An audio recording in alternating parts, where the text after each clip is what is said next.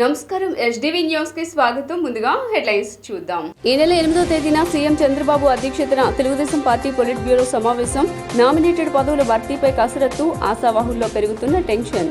Central నియోజకవర్గంలో నిర్వహించిన తల్లిపాల వారోత్సవాల కార్యక్రమంలో పాల్గొన్న ఎమ్మెల్యే బోండా ఉమా, నవజాత శిశువులకు తల్లిపాలే ఆరోగ్యకరమని సూచన. అకాల వర్షాల వలన నష్టపోయిన రైతులను ఆదుకుంటామన్న మంత్రి నిమ్మల రామానాయుడు, జగన్ చేసిన తప్పులతో వ్యవసాయం కుంటుపడిందని విమర్శ. నూజివీడులో చిన్నారిపై లైంగిక దాడి, పాత ఆసుపత్రిలో చికిత్స పొందుతున్న బాలికను పరామర్శించిన మంత్రి పార్థసారథి, ఈ చర్యకు పాల్పడిన వారిని కఠినంగా శిక్షిస్తామని వెల్లడి.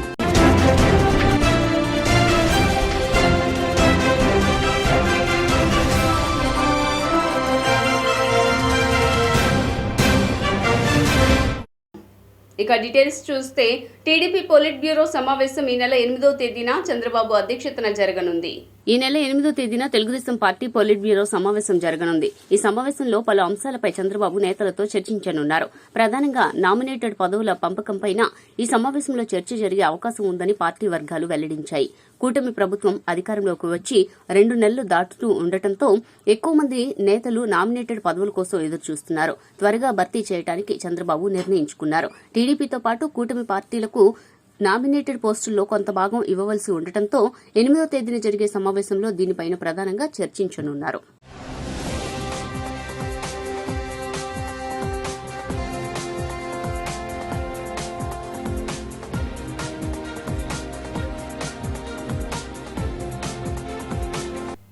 నవజాత శిశువులకు తల్లిపాలు ఆకలి పోషకాహారం లోపాన్ని నివారిస్తోందని సెంట్రల్ ఎమ్మెల్యే బోండా ఉమా పేర్కొన్నారు. 60వ డివిజన్ వాంబే కాలనీ సెంట్రల్ నియోజకవర్గ పరిధిలో 60వ డివిజన్లో విజయవాడ నగరపాలక సంస్థ కళ్యాణ మండపంలో మహిళా అభివృద్ది మరియు శిశు సంక్షేమ శాఖ వారి ఆధ్వర్యంలో ఆగస్టు 1 నుండి 7వ తేదీ వరకు ప్రపంచ తల్లిపాల దినోత్సవం సందర్భంగా తల్లిపాలను తాగించండి, బిడ్డను పోషకాహార లోపం లేకుండా చూడాలి అనే డ్రైవ్ కార్యక్రమం జరిగింది. ఈ కార్యక్రమానికి ముఖ్య అతిథిగా సెంట్రల్ నియోజకవర్గ శాసనసభ్యులు, టీడీపీ పొలిట్ బ్యూరో సభ్యులు బోండా ఉమామహేశ్వరరావు పాల్గొని అంగన్వాడీ సెంటర్లలో బాలింతలకు, పిల్లలకు అందించే పౌష్టికాహారాన్ని పరిశీలించారు. ఈ సందర్భంగా బోండా ఉమ మాట్లాడుతూ తల్లిపాలు ఆకలి, పోషకాహార లోపాన్ని నివారిస్తుందని, నవజాత శిశువుకు ఎక్కువగా ఆరోగ్య ప్రయోజనాలను తల్లిపాల ద్వారా పొందుతారని తెలిపారు. ప్రపంచ అమ్మపాల వారోత్సవం ప్రపంచవ్యాప్తంగా జరుగుతున్నటువంటి సందర్భంలో ఆగస్టు 1వ తారీఖు నుంచి ఆగస్టు 7వ తారీఖు వరకు జరుగుతున్న ఈ వారోత్సవాల్లో భాగంగా విజయవాడ సెంట్రల్ నియోజకవర్గ మా చెల్లెళ్ళు తల్లులైనటువంటి వాళ్ళందరికీ, మరొక చెల్లెళ్ళు అంగన్వాడీ టీచర్లు అందరూ కూడా కలిపి పౌష్టికాహారాన్ని మా చేతుల మీదుగా ఇప్పించడం సంతోషం. ఇవాళ ఈ రాష్ట్ర ముఖ్యమంత్రి చంద్రబాబు నాయుడు గారు అధికారంలోకి తెలుగుదేశం ప్రభుత్వం వచ్చినాక మహిళల ఆరోగ్యం, అలాగే నవజాత శిశువుల ఆరోగ్యం, అన్ని రకాలుగా పిల్లలకి ఆరోగ్యం పట్ల కట్టుబాటుతో ఉంది. వాళ్ళ ఆరోగ్యం, వాళ్ళకి అన్ని రకాల సూచనలు, అలాగే అంగన్వాడీ వ్యవస్థని మళ్ళీ పూర్వవైభోగం తీసుకొచ్చి ప్రజలకు ఏ విధంగా మేలు జరగాలనేది చూస్తూ ఉన్నాం. అన్ని రకాలుగా కూడా ఈ రాష్ట్రంలో ప్రతి శిశువుని రక్షించుకుంటాం. తల్లిపాలు అనేది అమృతంతో సమానం. ఆ అమృతాన్ని అందించవలసిన బాధ్యత కూడా తల్లుల మీద ఉంటుంది. తల్లులే దానికి బాధ్యత తీసుకోవాలి. కాబట్టి తల్లులందరూ కూడా నవజాత శిశువుని కన్నట్టు పిల్లల్ని కన్నా తల్లులందరూ కూడా ఆ పాలు 2 సంవత్సరాల వరకు కొనసాగించేటట్టుగా తీసుకోవాల్సినటువంటి బాధ్యత వాళ్ళ మీద ఉంది. అలాగే వాళ్ళందరూ కూడా పౌష్టికాహారం కూడా తినాలి. పౌష్టికాహారం కూడా ప్రభుత్వం తరపున మేము సప్లై చేస్తూ ఉన్నాం. గుడ్లు కానీ, పాలు కానీ, అలాగే రాగి కానీ, రాగి మాల్ట్ కానీ, అన్నీ మిల్లెట్స్ కానీ అన్నీ కూడా ఇస్తున్నాం అంగన్వాడీ ద్వారా. అధిక వర్షాల వల్ల నష్టపోయిన రైతులను ఆదుకుంటామని రాష్ట్ర మంత్రి డాక్టర్ నిమ్మల రామానాయుడు పేర్కొన్నారు. యలమంచిలి లంక గ్రామంలో పశువులకు సంబంధించి దాణాను మంత్రి నిమ్మల రామానాయుడు రైతులకు పంపిణీ చేశారు. ఈ సందర్భంగా మంత్రి మాట్లాడుతూ రైతులను ఆదుకుంటానని భరోసా ఇచ్చిన హామీని నిలబెట్టుకుంటామని, పాడి పంటలు బాగుంటేనే సమాజం బాగుంటుందన్నదే మా ప్రభుత్వ ఉద్దేశమన్నారు. జగన్ ప్రభుత్వంలో అన్నదాతలను సైతం తాకట్టు పెట్టడానికి వెనుకాడకుండా సివిల్ సప్లై మీద 35,000 కోట్లు అప్పు తెచ్చుకున్నారని ఆరోపించారు. గత వైసీపీ ప్రభుత్వం ధాన్యం కొనుగోలు చేసి రైతులకు 1,634 కోట్లు ఎక్కొడితే మా ప్రభుత్వం ఆదుకునేందుకు ఇప్పటికే 1,000 కోట్లు రైతుల ఖాతాల్లో జమ చేసిందని వివరించారు. రైతు బాగుండాలని అంటే పశు సంపదను కూడా మనం సంరక్షించుకుంటేనే, ఎందుకంటే పాడి పంటలు రెండు కూడా బాగుంటేనే, ఆ రైతు బాగుంటేనే మా సమాజం బాగుంటుందనేటువంటి ఆలోచనతో ఆ మోగ జీవాలకు కూడా సాయం అందించాలనే ఆలోచనతో ఉచితంగా దానాన్ని అది కూడా ఏదో ఒకటో రెండో గ్రామాలకో లేదా ఒకటో రెండో ఇళ్లకో ఒకటో రెండో గేదెలకో పశువులకో పరిమితం కాకుండా ఏదైతే ఇక లంక ముంపు గ్రామాలు ఏవైతే ఉన్నాయో అవన్నీ అన్నిటికీ కూడా మళ్ళీ ఆ ఊర్లో కూడా ఒకరికి ఇచ్చి ఒకరు ఇవ్వకుండా చాలా క్లియర్ గా వాళ్ళకు కూడా ఇన్స్ట్రక్షన్ ఇచ్చింది. ఎటువంటి భేదం లేకుండా కులం మతం ప్రాంతం పార్టీ అనేటువంటి భేదం లేకుండా ఎవరైతే గేదెలుండి అభం శుభం తెలియని చిన్నారిపైన లైంగిక దాడికి పాల్పడటం అమానుష్యమని మంత్రి పార్థసారథి అన్నారు. ఏలూరు జిల్లా నూజివీడు రూరల్ మండలం పల్లెర్లమూడి గ్రామంలో అత్యాచారానికి గురై విజయవాడ పాత ప్రభుత్వాసుపత్రిలో చికిత్స పొందుతున్న బాలికను కుటుంబ సభ్యులను మంత్రి పార్థసారథి పరామర్శించారు. చిన్నారి ఆరోగ్య పరిస్థితిని గురించి వైద్యులను అడిగి తెలుసుకున్నారు. అనంతరం మీడియాతో మాట్లాడుతూ మానవత్వాన్ని మరిచిన తాగుబోతూ అత్యంత అమానుషమైన చర్యలకు పాల్పడటం దుర్మార్గమన్నారు. ఇటువంటి ఘటనలు ప్రతి ఒక్కరూ ఖండించాల్సిన అవసరం ఉందన్నారు. సంఘటన గురించి తెలిసిన వెంటనే ఘటనకు పాల్పడిన దోషిని గుర్తించాలని జిల్లా యంత్రాంగాన్ని పోలీసు ఉన్నతాధికారులను ఆదేశించామన్నారు. ముఖ్యమంత్రి చంద్రబాబు నాయుడు, హోంమంత్రి వంగలపూడి అనిత తక్షణమే స్పందించి దోషులను గుర్తించాలని పోలీసు ఉన్నతాధికారులకు ఆదేశాలు జారీ చేశారన్నారు. తాగుబోతు విధవ చేసింది సభ్య సమాజం అంతా కూడా ఖండించాల్సిన అవసరం ఉంది. అటువంటి వ్యక్తిని కఠినాతి కఠినంగా శిక్షించాల్సిన అవసరం కూడా ఉందని చెప్పేసి భావిస్తా ఉన్నాను. మరి పోలీసు శాఖ వారు సమస్య దృష్టికి రాగానే వెంటనే స్పందించి రెంటచింతల్లోనో ఎక్కడో ఉంటే అతను ఎక్కడెక్కడికి వెళ్ళింది ట్రేస్ చేసుకుంటూ వెళ్ళి అతన్ని తీసుకొచ్చి అరెస్ట్ చేశారు. చట్ట ప్రకారం అత్యంత కఠినాత్మకమైన శిక్ష వేయాలని చెప్పేసి సమాజం అంతా కోరుకుంటుందని చెప్పేసి నేను భావిస్తా ఉన్నాను. నేను తప్పకుండా, ఎందుకంటే నేను డీజీపీ గారికి, హోమ్ మినిస్టర్ గారికి కూడా దృష్టికి కూడా తీసుకువెళ్ళాను ఈ సంఘటన గురించి. వారు కూడా వెంటనే వారి శాఖ అధికారులతో మాట్లాడి వెంటనే ఎట్టి పరిస్థితుల్లోనూ ఈ కేసుని మనం పట్టుకోవాలని చెప్పేసి ఆదేశించడం, మరి సిఐ గారు కూడా నూజివీడు పోలీసులు కూడా వాళ్ళు వెంటనే స్పందించి పట్టుకునేందుకు చేస్తున్నాం. ఏదేమైనా కూడా ఇటువంటి ఏదైతే యాటిట్యూడ్స్ ఉన్నాయో ఇటువంటిని పూర్తిగా సమూలంగా ఆలోచనల్ని నాశనం చేయాల్సిన అవసరం ఉంది. ఈ ఆలోచన నాశనం చేయడానికి నిన్న ముఖ్యమంత్రి గారు కూడా చెప్తున్నారు. ఈ మనుషుల్లో వచ్చిన ఈ ఆలోచన విధానంలో తేడాని ఏ విధంగా మనం అరికట్టాలి అంటే ఈ గంజాయి లేకపోతే ఈ సారా, ఈ ఇల్లీగల్ లిక్కర్, వీటన్నిటిని కూడా మనం సమూలంగా నాశనం చేస్తే కొంత మార్పు వస్తుంది. పోలవరం నిర్వాసితులకు సమగ్ర శాస్త్రీయ పునరావాసాన్ని కల్పించాలని రైతు కూలీ సంఘం అధ్యక్షులు సింహాద్రి ఝాన్సీ చంద్రబాబు ప్రభుత్వాన్ని కోరారు. గాంధీనగర్ ప్రెస్ క్లబ్ నందు రైతు కూలీ సంఘాల ఆధ్వర్యంలో రాష్ట్ర కార్యవర్గ సమావేశం జరిగింది. అధ్యక్షులు సింహాద్రి ఝాన్సీ అధ్యక్షతన జరిగిన ఈ సమావేశంలో పలు తీర్మానాలు చేశారు. ఈ సందర్భంగా ఆమె మాట్లాడుతూ రాష్ట్రంలో 15 లక్షల మంది కౌలు రైతులు ఉండగా కేవలం 50,000 మందికి మాత్రమే రుణాలు అందుతున్నాయని తెలిపారు. కేంద్ర రిజర్వ్ బ్యాంక్ ఏ విధమైన పూచికత్తు లేకుండా 1,50,000 రుణాలను నేరుగా కౌలు రైతులకు మంజూరు చేయాలన్నారు. తక్షణమే రాష్ట్ర ప్రభుత్వం కౌలు రైతులను గుర్తించి వారికి నేరుగా రుణాలు అందించాలని కోరారు. అలాగే పోలవరం ప్రాజెక్టు నిర్వాసితులకు పునరావాసాన్ని కల్పించాలని డిమాండ్ చేశారు. రాష్ట్రంలో పెండింగ్లో ఉన్న సాగునీటి ప్రాజెక్టులు, చెక్ డ్యాంలు పూర్తి చేయాలని, లేకపోతే వాయనాడులో జరిగే ప్రమాదం జరిగే అవకాశం ఉందని హెచ్చరించారు. ఆగస్టు 9 ఆదివాసీ దినోత్సవాన్ని పురస్కరించుకొని అటవీ సంరక్షణ సవరణ చట్టాలను రద్దు చేయాలని, ఈ చట్టంపై కేంద్రంపై చంద్రబాబు ప్రభుత్వం ఒత్తిడి తీసుకురావాలని డిమాండ్ చేశారు. నేను రైతు కూలీ సంఘం ఆంధ్రప్రదేశ్ రాష్ట్ర అధ్యక్షురాలని. నిన్న ఈరోజు మా రైతు కూలీ సంఘం రాష్ట్ర కార్యవర్గ సమావేశం ఇక్కడ జరిగింది. ఈ రోజు ఉన్నటువంటి రైతాంగం పరిస్థితి మీద మేము అనేక విషయాలు చర్చించుకుని ప్రభుత్వం ముందు కొన్ని డిమాండ్స్గా పెడుతూ ఉన్నాం. ఒకటి, మొట్టమొదట పోలవరానికి సంబంధించిన దాంట్లో ఎక్కడైతే పునరావాసం గురించి ఎవరూ మాట్లాడట్లేదు, కేంద్ర ప్రభుత్వం కానీ రాష్ట్ర ప్రభుత్వం కానీ, వెంటనే లక్షలాది మంది గిరిజనులు నిర్వాసితులుగా మారిపోయారు. వారికి కావాల్సినటువంటి పునరావాసాన్ని వెంటనే కల్పించాలి అనేటువంటిది ఒక డిమాండ్. అదేవిధంగా ఈరోజు రైతాంగానికి సంబంధించినటువంటి దాంట్లో ఖరీఫ్ సీజన్ వచ్చింది.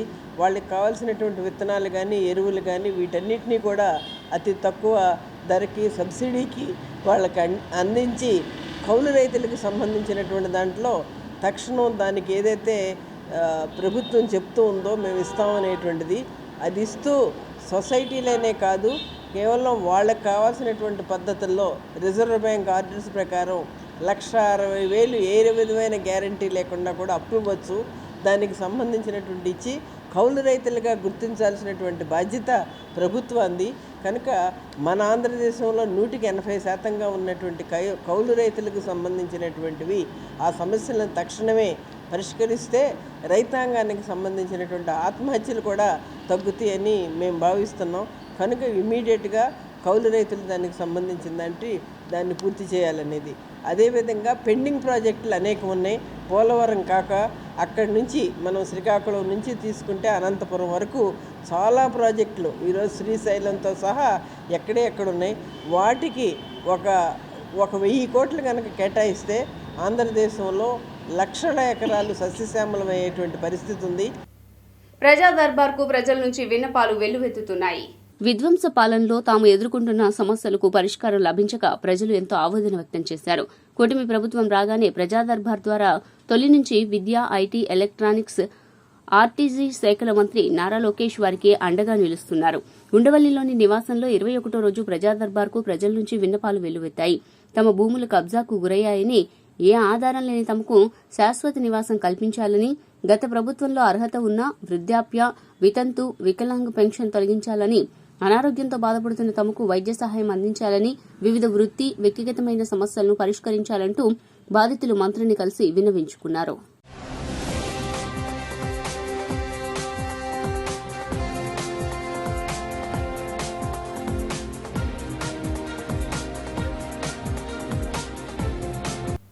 ఎస్సీ ఎస్టీ వర్గీకరణ క్రిమిలేయర్పై మాజీ న్యాయమూర్తి జడ శ్రవణ్ సంచలన వ్యాఖ్యలు చేశారు.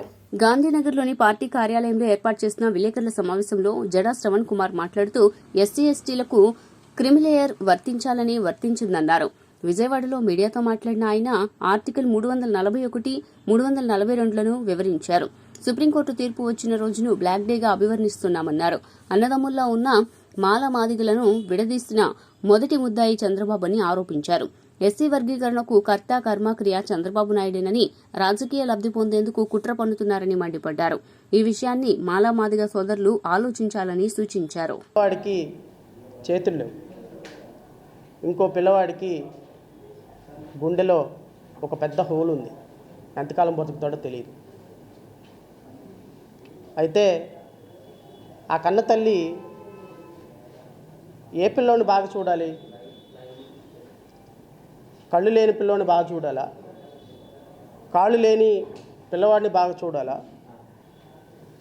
రెండు చేతులు లేని పిల్లవాడిని బాగా చూడాలా? లేకపోతే రేపో మాపో చచ్చిపోతాడు, గుండె సంబంధిత వ్యాధితోటి బాధపడుతున్న పిల్లవాడిని బాగా చూడాలా?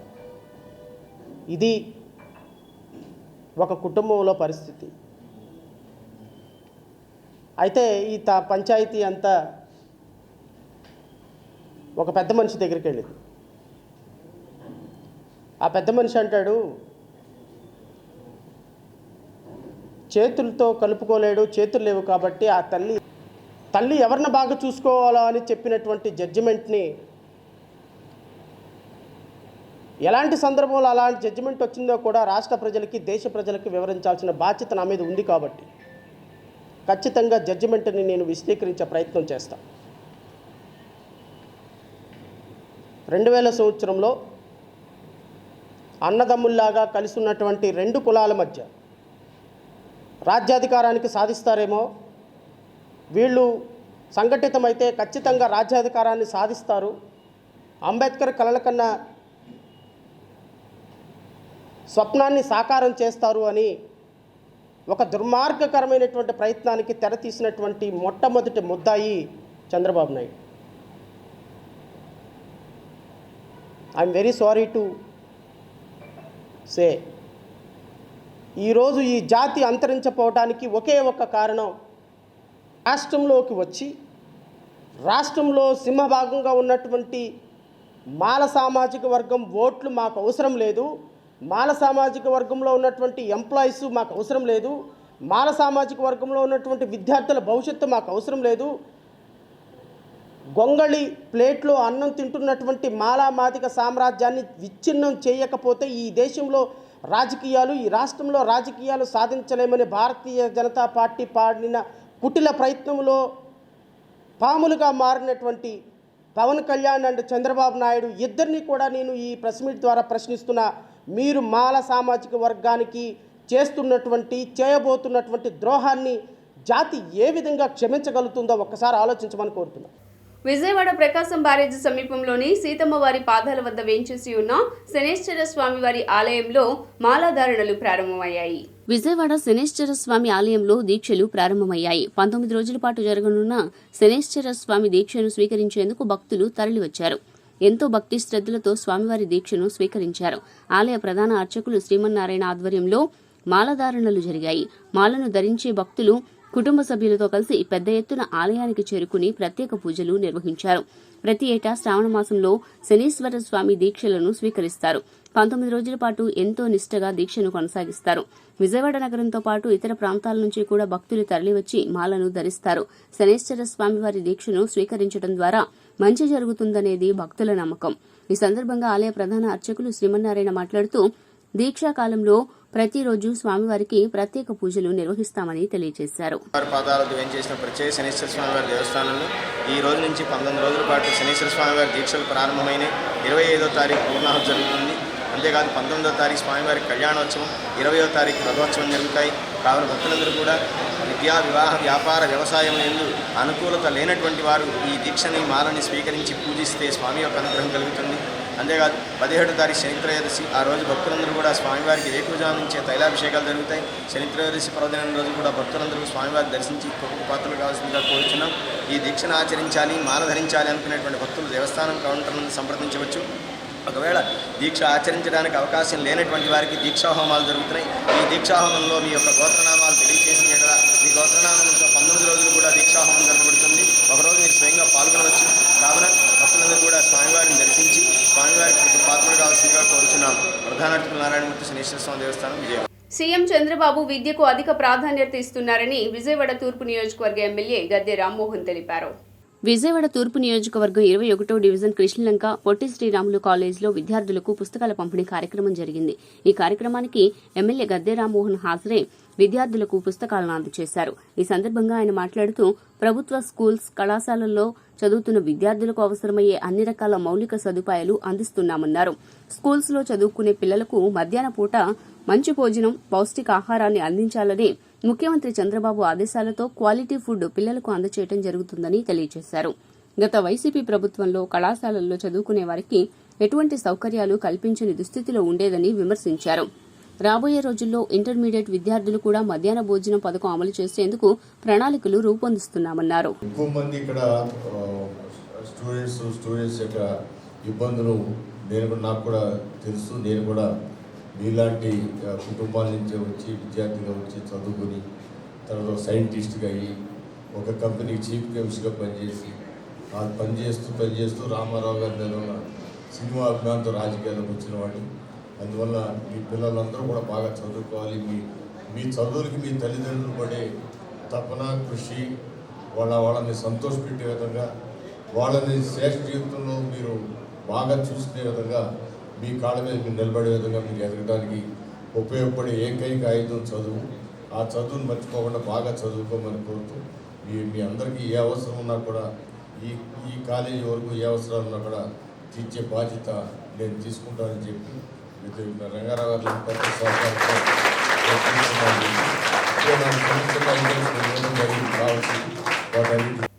5 ఏళ్ల తర్వాత రాష్ట్రంలో ప్రజాస్వామ్య పాలన నడుస్తోందని మంత్రి కొల్లు రవీంద్ర అన్నారు.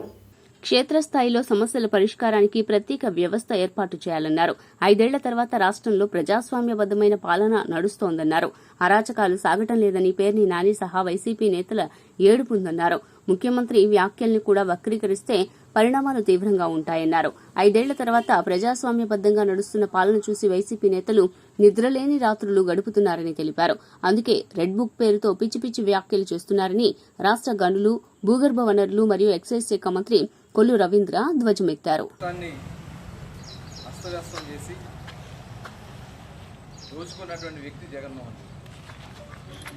ఇవాళ ఈ రాష్ట్రంలో జరుగుతున్నటువంటి అభివృద్ధి సంక్షేమ కార్యక్రమాలు చూసి తట్టుకోలేకపోతాం.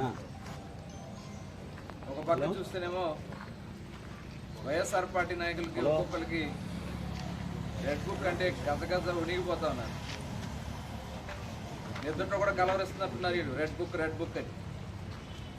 మీరు చేసిన పాపాలకి ఏ రెడ్ బుక్ అవసరంలా, మొత్తం కూడా రికార్డ్ అయి ఉన్నాయి. పోలీస్ అధికారుల దగ్గర మొత్తం ఉన్నాయి. మీరు ఎక్కడ దాక్కున్నా ఎత్తుకు రావడానికి సిద్ధంగా ఉన్నారు. ఇవాళ రాష్ట్రాన్ని సక్రమైన మార్గంలో నడిపించాలని చంద్రబాబు నాయుడు గారు ఆలోచన చేస్తూ చట్ట ప్రకారం తీసుకోవాల్సినటువంటి కార్యక్రమాలు చేస్తూ ఇవాళ అధికారులందరూ కూడా అప్రమత్తం చేస్తూ ఇవాళ ప్రజలకు ఇచ్చినటువంటి హామీలు నిలబెట్టుకుంటూ నడుస్తుంది. ఇవాళ ఈ కూటమి ప్రభుత్వం నాగభూషణ్ రక్తకన్నీరు నాగభూషణ్ లాగా పేరు నాని గారు వాళ్తూ ఉంటారు. నిన్న కలెక్టర్ కాన్ఫరెన్స్ జరుగుతూ ఉంటే కలెక్టర్ కాన్ఫరెన్స్లో చంద్రబాబు నాయుడు గారు చెప్పింది ఏంటి? ఒక చక్కటి గవర్నెన్స్ అందించాలా, అటు అడ్మినిస్ట్రేషన్ సక్రమంగా నడవాలా, మేము ప్రజలకి పొలిటికల్ గవర్నెన్స్ ఇవ్వాలా. ఒక రాజకీయ నాయకుడు చేసేది ఏంది?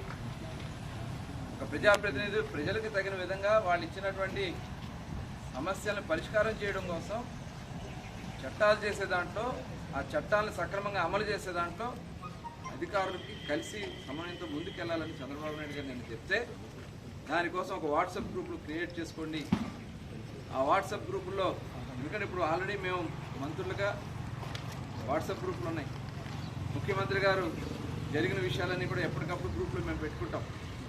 దాని మీద ముఖ్యమంత్రి గారు వెంటనే స్పందిస్తూ ఉంటారు. ఈ రకంగా అధికారులందరూ కూడా వాట్సాప్ వాళ్ళు చేసిన పాపాలు అలా తెలుసు. వాటి వల్ల ప్రజల నుంచి ఎవరో రెడ్ బుక్ అవసరంలా.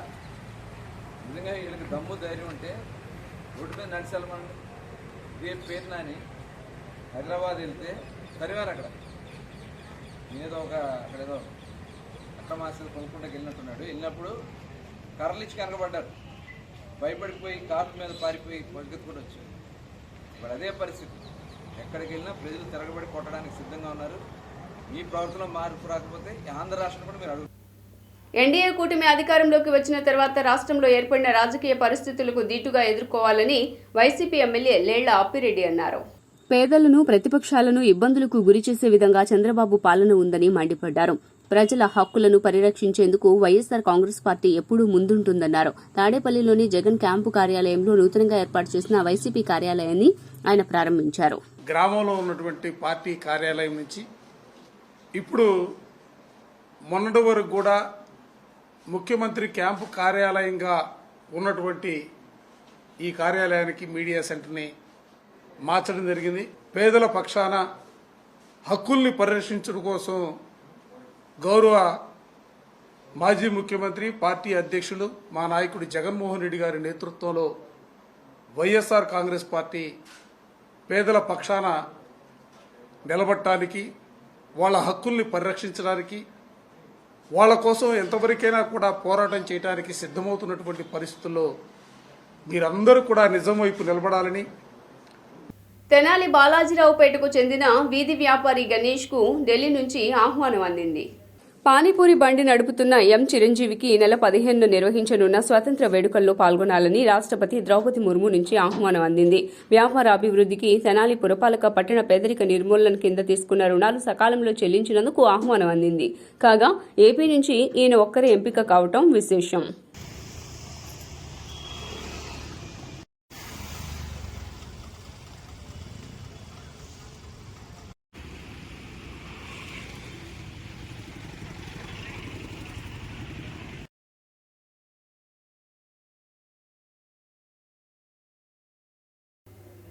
పెదకొండూరు శ్రీ కనకపుట్లమ్మ ఆలయంలో మంత్రి లోకేష్ పూజలు చేశారు. దుగ్గిరాల మండలం పెదకొండూరులో వేచేసి ఉన్న శ్రీ కనకపుట్లమ్మ దేవాలయంలో మంత్రి లోకేష్ మంగళవారం ప్రత్యేక పూజలు నిర్వహించారు. అనంతరం తనని కలవడానికి వచ్చిన గ్రామస్తులను ఆప్యాయంగా పలకరించి అందరితో ఫోటోలు దిగారు. ఈ సందర్భంగా గ్రామస్తులతో లోకేష్ మాట్లాడుతూ అమ్మ ఆశీస్సులతో నియోజకవర్గ సమగ్ర అభివృద్ధికి కృషి చేస్తానని తెలిపారు. ప్రజా ప్రభుత్వంలో మంగళగిరి నియోజకవర్గం వేగంగా అభివృద్ధి చెందుతుందని తెలియజేశారు.